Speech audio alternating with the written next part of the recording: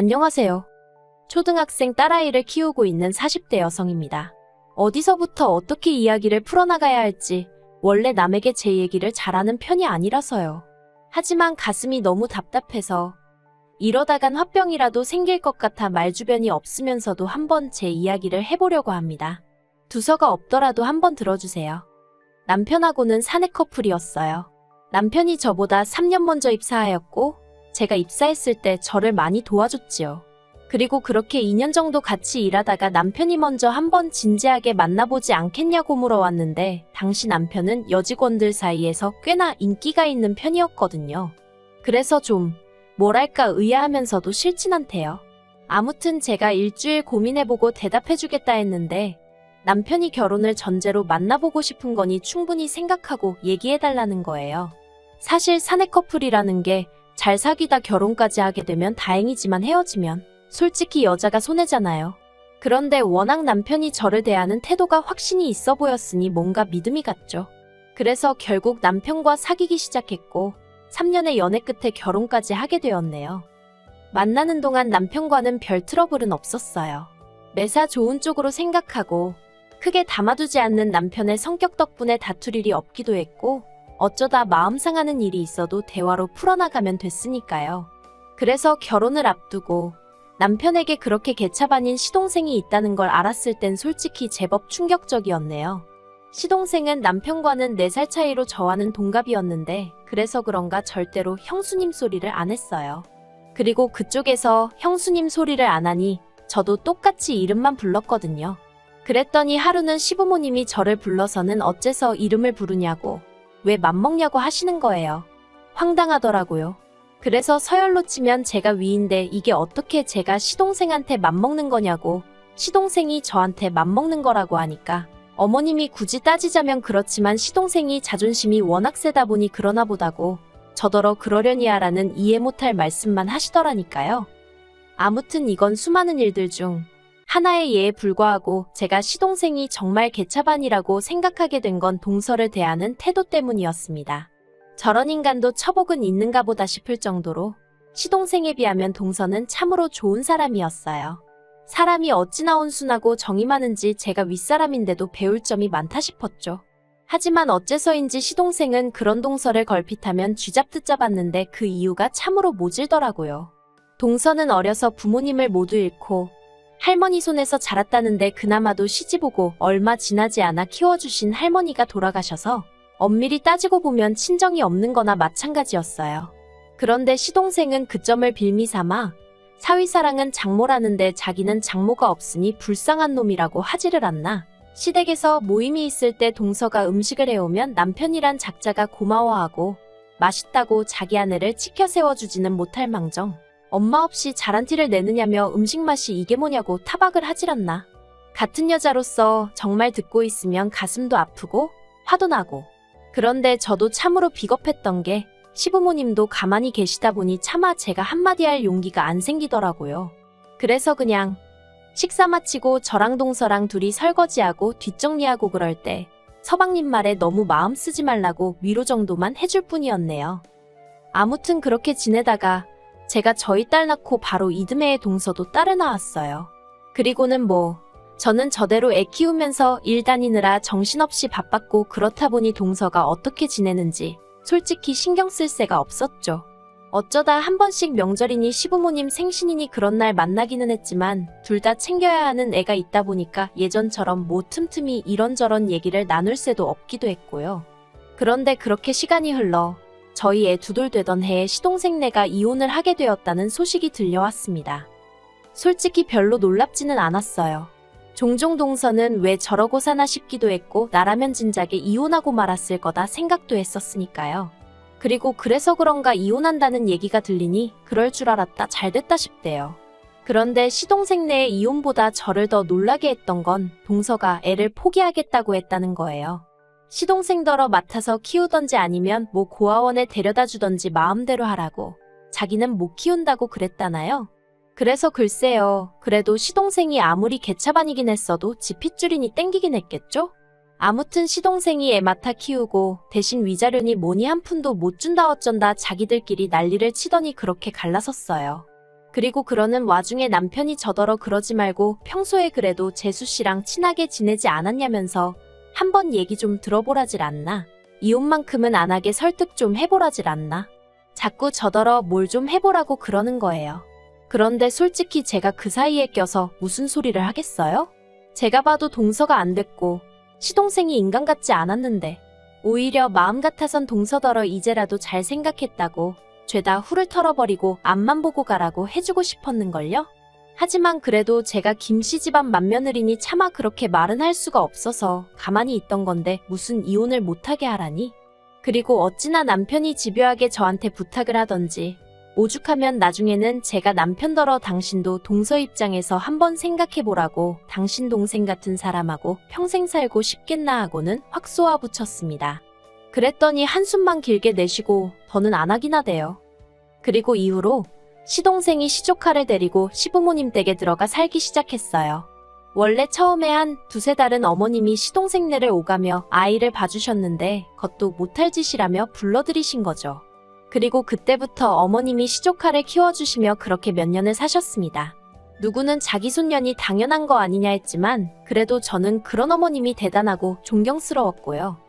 그런데 그런 어머님께서 교통사고를 당하시면서 상황이 이상하게 돌아가기 시작하대요. 교통사고 자체만 놓고 보자면 아주 큰 사고는 아니었어요. 이렇게 표현해도 될지 모르겠지만 경미한 접촉사고로 시쳇말로 피본 사람은 없었거든요. 하지만 어머님은 늘 허리가 약해서 매사 조심스러우셨는데 그 사고로 인해 허리에 만성통증을 겪게 되셨습니다. 그리고 그때부터 어머님이 시조카 보는 걸 힘들어 하셨어요.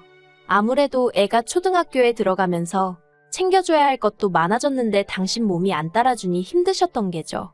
어머님에 비하면 한참 젊은 저도 아침에 정신없이 애 챙겨서 학교 보내고 출근하고 그러면 혼이 쏙 빠지는 것 같았으니까요. 한편 그 무렵 제가 일하는 부서가 개편이 되면서 애엄마 입장으로는 운 좋게 재택으로 근무를 할 수 있게 되었습니다. 사실 코로나 때 시험적으로 재택근무를 실행했었는데 회사에선 그게 비용적인 면에서 여러 가지로 이득이었던 모양이에요. 아무튼 뭐져야 집에서 조금이라도 아이를 챙길 수 있으니 다행이었죠. 그런데 저 말고도 제 재택근무를 반기는 이가 있었으니 그건 바로 어머님이셨습니다. 어머님과 통화를 하던 중 제가 별 생각 없이 2주 뒤부턴 이제 집에서 일을 하게 되었다 얘기를 하니 듣던 중 반가운 이야기라며 너무 잘 됐다고 정말 좋아하셨거든요. 그리고 그때만 하더라도 그런 어머님의 반응이 떨떠름하긴 했지만 저는 크게 의미를 두진 않았고요. 그런데 제 재택근무가 시작되기 하루 전날 어머님이 시조카를 데리고 저희 집에 오셨습니다. 어머님이 연락 없이 시조카를 데리고 저희 집에 오시는 건 흔한 일은 아니었지만 그래도 종종 있었던 일이었기에 그 자체가 크게 당황스럽지는 않았어요. 하지만 어째서인지 그날은 어디 여행 갈 때나 쓸 법한 가방까지 들고 오셨더라고요. 그래서 제가 어머님께 이게 다 뭐냐 물었더니 어머님 하시는 말씀이 당신이 요새 허리도 너무 아프고 이래저래 심신이 말이 아니라며 당분간 시조카를 저더러 맡아달라대요. 황당하고 어이없고 하지만 저희 딸도 보고 있고 시조카도 보고 있는 상황에 싫은 티를 내기가 그렇더라고요. 그래서 애들더러 방에 가서 놀고 있으라 하고는 어머님과 남편을 부엌으로 이끌었습니다. 그리고는 이게 다 무슨 상황이냐 갑자기 연락도 없이 이러시면 곤란하다 하니까 기가 막히게 어머님이 눈물을 보이시는 거예요. 제가 정 싫다 하면 별 수 있냐 데리고 가야지 하시면서 말이죠. 그런데 어머님이 눈물을 보이시니 직전까지 난처한 기색을 보이던 남편마저 어머님 편을 들기 시작했습니다. 저더러 지난 몇 년간 어머님이 얼마나 고생하시는지 너도 직접 보지 않았냐면서 그때마다 너 우리 어머님 참 대단하시다 그랬다고. 그러니까 당분간만이라도 어머님 휴가 드린다 생각하고 한번 도와주면 안 되겠냐 하는데 환장하겠더라고요. 그리고 결국 저는 어머님과 남편을 어쩌지 못하고 일단 알겠다 했습니다. 다만 이게 절대 1년이고 2년이고 데리고 있겠다는 게 아니고 당분간만이라고 했죠. 그런데 정말이지 아이를 상대로 이렇게 말하고 싶지는 않았지만 아주 음흉하고 못됐더라고요. 제가 저희 애한테 늘 강조하는 게 사람은 남을 속이면 안 되고 항상 정직해야 한다는 거였는데 보란듯이 옆에서 거짓말을 해대니 미칠 노릇이었죠. 그런데 막말로 제 속으로 낳은 자식도 아니고 시족하다 보니 혼을 내는 것도 쉽지가 않았습니다. 처음에는 제 자식과 똑같이 대한답시고 이러면 돼안돼 몇 번 했는데 어휴 그걸 지 아빠한테 그러니까 시동생한테 뭐라고 얘기를 한 건지 하루는 시동생이 술을 잔뜩 처먹고 와서는 지혜한테 상처를 준 애만에 별 헛소리를 해대더라니까요. 그래서 그럴 것 같으면 데려가라니까 또 데려가지는 않고 아무튼 무슨 이건 상전을 모시고 사는 것도 아니고 스트레스가 정말 이만저만이 아니었죠. 심지어 한 번은 제가 뻔히 보고 있는데 저희 딸 책이란 책은 다 끄집어내서 늘어놓더니 제가 얼른 치우라니까 저희 딸이 어질렀다는 거예요. 정말 어이가 없어서 제가 나를 뭘로 보고 저러나 싶은 게 게다가 그뿐만이 아니었어요. 어머님 입장에선 그래도 어떻게 보면 저한테 막무가내로 시조카를 맡기신 거잖아요. 그리고 그래서 미안함을 느끼셨던 건지 아니면 맡겨놓으시고도 못 믿어오셨던 건지 아무튼 어째서인지 일주일이나 2주일에 한 번 저희 집에 오셨는데 그럴 때마다 시조카가 어이없는 연기를 해대는 게 아니겠어요? 예를 들어 어머님 오시기 직전까지 이것저것 집안에 있는 온갖 과자며 과일이며 주전부리는 다 먹어치워 놓고 막상 어머님이 오시면 자기는 그냥 밥 안 먹어도 된다면서 제 눈치를 보는 척 하지를 않나. 그러면 어머님은 이제 제가 애한테 먹는 걸로 평소에 눈치를 주는 거냐 하시며 가뜩이나 엄마도 없는 애한테 그러지 말라 하시고 그럼 저는 저대로 억울하니까 그런 게 아니라고 말씀을 드리면 어머님은 또다시 어린애를 상대로 너무 그러지 말라고 하시니 정말이지 이건 당해보지 않은 사람은 모를 거예요. 정말 진짜 제 속을 까뒤집어 보여드릴 수만 있다면 그러고 싶은 심정이었으니까요. 그리고 결국 3개월쯤 되었을 때 저는 없던 신경성 위궤양으로 피까지 토하게 되었고 더는 이렇게는 못 살겠다 싶더라고요. 그래서 시부모님과 시동생더러 당장에 애 데려가라 했습니다. 그리고는 병원 진단서까지 꺼내보이니 기껏 한다는 말이 너는 왜 이렇게 애가 예민하니 어쩌니 애 하나 휘어잡지 못하니 어휴 그래도 뭐 결국엔 데려갔어요. 그래서 이제 다 끝났다. 난 자유다. 속으로 쾌재를 외쳤죠. 그런데 몇 달이 흘러 올해 초였습니다. 사실 저를 제외한 제 모든 친정 식구들은 미국에 있어요. 저도 학창시절을 미국에서 보냈기 때문에 시민권이 있고요. 그런데 저희 남편이 이게 참 제 얼굴에 침 뱉기 같습니다만 남편이 막말로 뭣도 아니면서 자기가 뭐 한다고 다른 직원들을 대신해 회사를 상대로 총대를 메고 나섰다가 그만 일자리를 잃었어요. 아무튼 그러면서 졸지에 제가 외벌이가 되었는데 솔직히 눈앞이 깜깜하대요. 남편이나 저나 일하는 업계가 워낙 인맥을 중요시하고 입소문이 빠른 곳이다 보니 이직이 쉽지 않을 건 보나마나 뻔한 일이었으니까요. 그런데 이 얘기를 친정부모님께 하니 그러면 이참에 미국으로 너희도 들어와 하시는 겁니다. 와서 친정가족들이 하는 사업같이 하면서 여기에서 정착하면 되지 않냐고요. 그리고 솔직히 저로서는 그 제안이 싫지 않았어요. 아니, 오히려 어두운 터널에서 한 줄기 희망을 보는 기분이었달까요? 게다가 이야기를 전해들은 남편도 가타부타 따지는 것 없이 좋다 했으니 아, 역시 죽으라는 법은 없구나 싶었죠. 그런데 이 이야기를 전해들으신 어머님께서 또 다시 무리한 부탁을 해오셨습니다. 시조카도 데려가라고요. 그리고 저는 이미 한번 호되게 당한 경험이 있으니 대번에 싫다고 거절했습니다. 어디 한두 달 놀러 가는 게 아니라 아예 정착해서 살 건데 시조카를 어떻게 데려가냐고 말도 안 된다고 했죠. 그랬더니 이번엔 시동생이 한다는 말이 자기가 실은 사귀는 여자가 생겼는데 그 여자는 이혼남은 괜찮지만 애는 못 키운다 한다면서 그렇다고 언제까지 나이 드신 어머님께 자식을 맡길 수도 없지 않냐며 여러 사람 살리는 셈치고 저더러 좀 도와달라대요. 그리고는 저희 딸은 미국에 가면 영어도 잘하게 되고 얼마나 좋겠냐며 자기 딸도 그 기회를 갖게 도와달라고요. 같은 부모로서 조금이라도 나은 환경에 애를 보내고 싶은 시동생 마음을 이해 못할 것은 아니었지만 그렇다고 해도 이건 뭐 얄팍한 동정심과 이해로 결정할 일이 아니었어요. 그래서 그 마음 이해는 하지만 안 된다 했습니다.